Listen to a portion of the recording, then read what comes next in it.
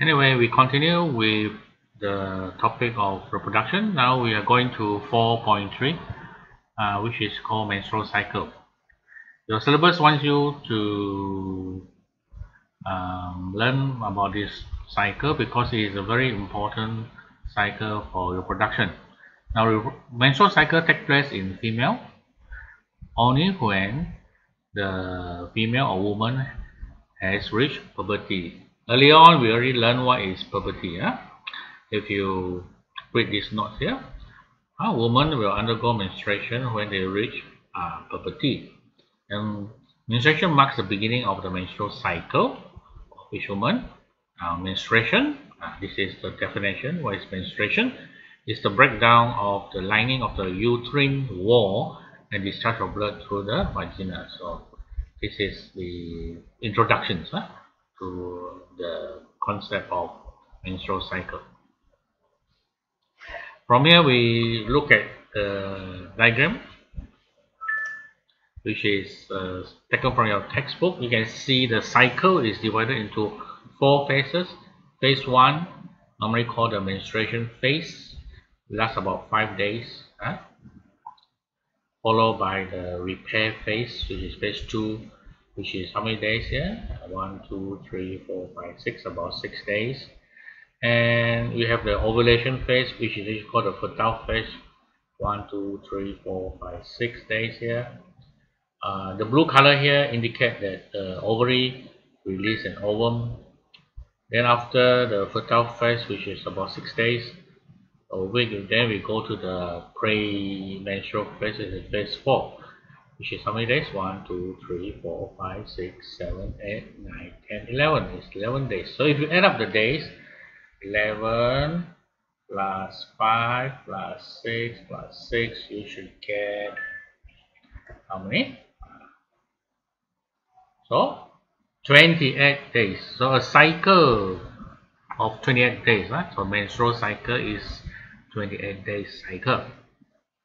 So which means if a woman get a period, also known as the menstruation, on the 1st of June, then after 28 days on the 1st of June, so on the 29th of June, she will have a period again. So after 28 days, that's an estimate. Now each of these phases is required to remember also what is happening in each of the phase. So let's look at what happened during menstruation phase. Again, this is taken from your textbook. I want you to read it. So during menstruation phase, we look at it day 1 to 5, which is about 5 days. The linings break down as menstruation begins and is discharged through the blood with the dead ovum and the mucus. So this is a diagram representing what is happening. You can see this is discharged out from the uterus. After this, a few days, then you come to the repair phase. The uterus lining starts to rebuild and thicken. What is this uterus lining? You can think it as a kind of layer, but this layer contains a lot of blood vessels in the uterus lining, and so blood vessels in the uterine lining are formed and ready to receive the implantation of the fertilized ovum. If only if it is fertilized. So when you go to the fertile phase is actually just an incident where the ovum is released from the ovary on the span about 14 days for the menstrual cycle. This process is also called ovulation. The uterus lining continues to thicken also. Fertilization is likely to occur if the sperm is present again, so this is called possibility. But what I want you to take note is the uterus lining is still becoming thicker and thicker.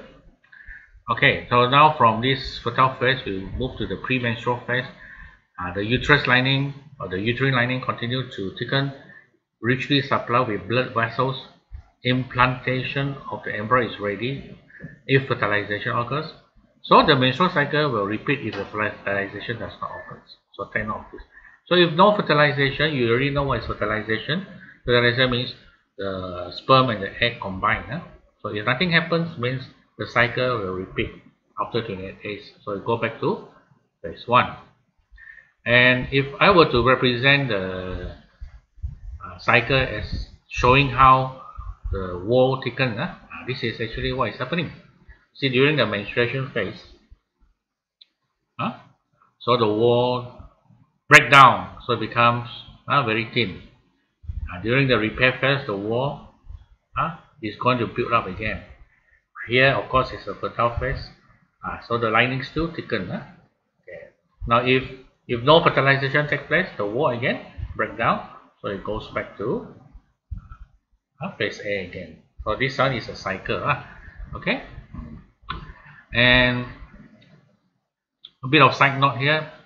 It is very important to be clean and hygiene. Importance of personal hygiene during menstruation. Personal hygiene is important. This is to prevent any infections. And the textbook suggests some good ways to practice good hygiene. Example, disposal during menstruation.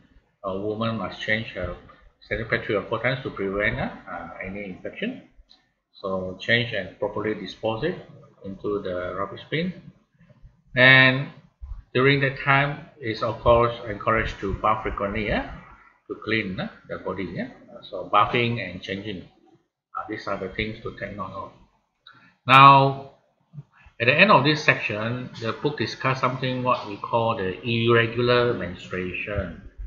Now, of course, 28 days is a common cycle, but sometimes there will be some irregularity.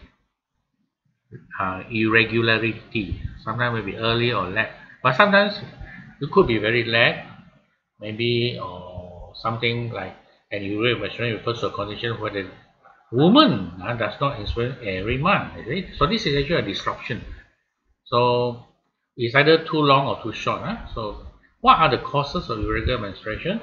It can be caused by body weight, okay, hormone imbalance, the female hormones, emotional disruption means you could have stress, and excessive exercise. People who this one is like people who build bodybuilder, woman who does a lot of bodybuilding, excessive bodybuilding, they make the muscles very thick. They also could experience this disruption in the menstruation cycle. And or sometimes it could be more serious problem like some tumor could be developed to serious problem like cancer. So as a woman, it's good to do regular checkup. Okay, so these are the section 4.3, and therefore we end here. If we have any exercise, I will post it on the group. Thank you.